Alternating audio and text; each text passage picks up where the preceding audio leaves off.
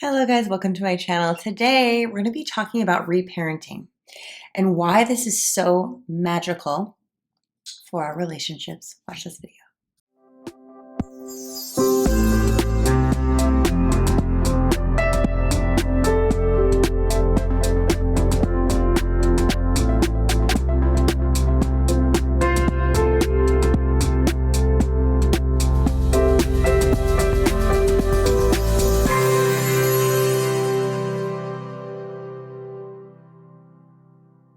Hey guys, welcome to my channel. If you're new, please click the little subscribe button and the bell to receive notifications when I release new videos. And if you've been with me for a while, thank you so much and welcome back. If you're a Patreon member, right here, you will be getting a worksheet on this very soon. Today's subject is really kind of exciting. I just got off my emotional rehab and shadow work calls, and I should mention, this is kind of exciting. We have decided to now, since we have such a nice, huge community, we've decided to make these courses on demand. So you can take them at any time. I get a lot of messages after a launch saying, oh my gosh, is it too late to sign up? And now, because we have a built-in community, so you will always be supported whenever you join, you can join now. You can join all year long. I'm so excited for this, for both emotional rehab and shadow work. So this morning's insights of these two courses were kind of exciting. We were talking about reparenting. Every single time someone tells me about a toxicity in a relationship or a toxic dynamic at work or in friends or whatever it is, in my experience, it's been because we're still looking externally to another to parent us, to fill that lack of mirroring, to fill that wounding. I will go into my personal experience because I think it's very telling of how we heal this, but it's also very sort of indicative of the type of wounding and the type of patterning. So for myself, I noticed in the past, I would always be attracted to, let's say, very powerful or very authoritative or very sort of masculine men who would kind of not really control, but guide or just made me feel cherished because I had a father wound. And what I notice every single time is until you understand the original wound, until you understand that you deserve to be cherished, you won't allow it. I can tell my clients your receiver's broken. You won't allow it anyway. It will never be enough anyway. And you'll wonder why you can't feel it because you haven't yet decided that you deserve it. And so after I did so much work on my father wound and healed that, I noticed that my attraction changed too. I noticed that when I became my own sort of masculine internally, masculine and feminine, healed my masculine and feminine, when I was providing everything for myself, when I was protecting myself because I had those boundaries, when I was loving my inner child and nurturing her because I knew she deserved it, I didn't need that type of external protection that once felt so safe and secure. I now became my own. I became that divine mother, divine father inside. And so this is what we were talking about today is everyone around you, every relationship around you will start to shift when you start to heal the mother and father wound. This is in my shadow work course. We talk about the mother wound, the mother's wounding, the father wound, the father's wounding, and then the tribal wounds that show up when this is still happening. So we heal these tribal wounds when we heal the mother-father wound. And so you have to understand that your parents treated you the way they were treated, whether they're in denial of that or not.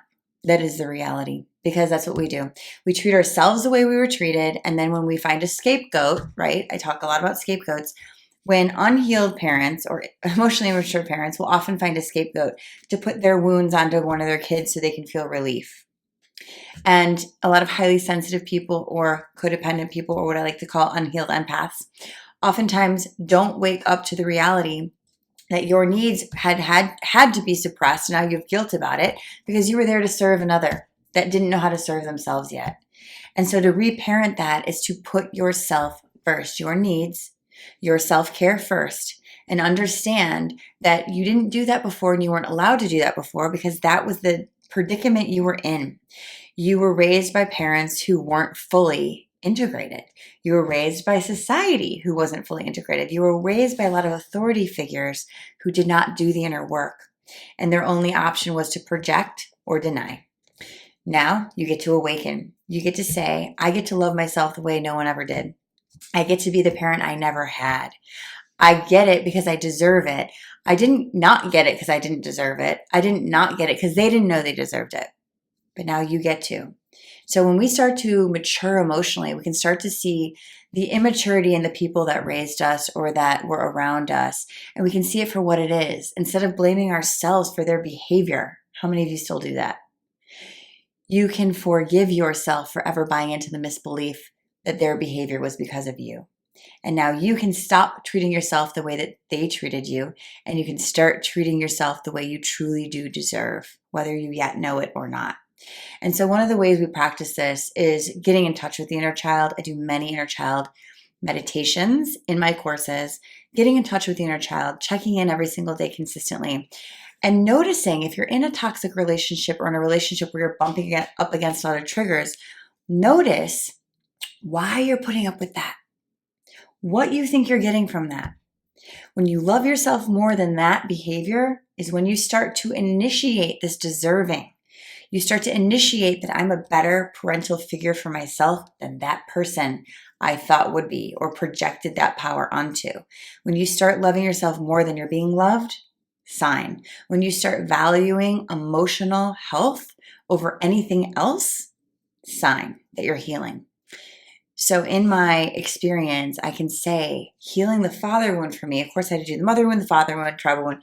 Healing the father wound for me was really the last piece of the puzzle. Because when I got to lift up into that divine masculine energy and I saw what it felt like to protect myself, support myself, do all the things that I never felt like I got, you start to really feel I must deserve it if this one gives it to me. We think we're looking for permission from someone else to be deserving. We are actually looking for our inner guidance to give us permission to fully integrate into the whole being that we were born to be. So I hope this helps. Again, emotional rehab and shadow work are open for enrollment. The links are below. I hope you guys will share this video with at least one person you think it might help.